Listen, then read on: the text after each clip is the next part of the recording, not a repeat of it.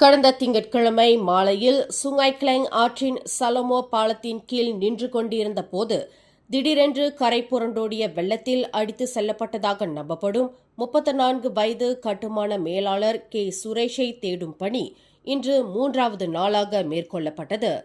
Kuala Lumpur மஸ்ஜித் ஜாமே சாலை சந்திப்பிலிருந்து கம்போங் தங்கா பூச்சோங் வரை சுமார் 26 கிலோமீட்டர் தூரம் கில்லான் ஆற்றின் கரையோர நடைபாதையில் கால்நடையாக தேடும் பணியை மீட்பு படையினர் மேற்கொண்டனர். காலை 8 மணிக்கு தொடங்கிய இந்த தேடுதல் பணியில் 13 வகையான படையினர் மேற்கொண்டனர் என்று டாங்வாங்கி மாவட்ட போலீஸ் தலைவர் ஏசிபி சசாலி அடாம் தெரிவித்தார்.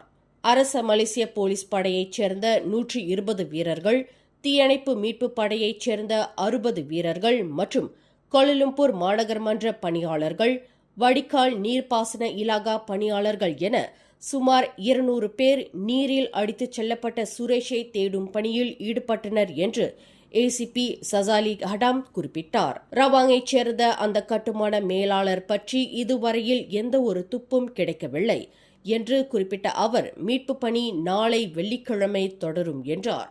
நேற்று காலையில் சுரேஷின் 4-வீல் டிரைவ் பஜேரோ மிஷுபிஷி வாகனம் ஆற்றில் கண்டுபிடிக்கப்பட்டு மீட்கப்பட்டது. மேலும் செய்திகளை தெரிந்து கொள்ள கீழே இருக்கும் பெல் பட்டனை அழுத்துங்கள்.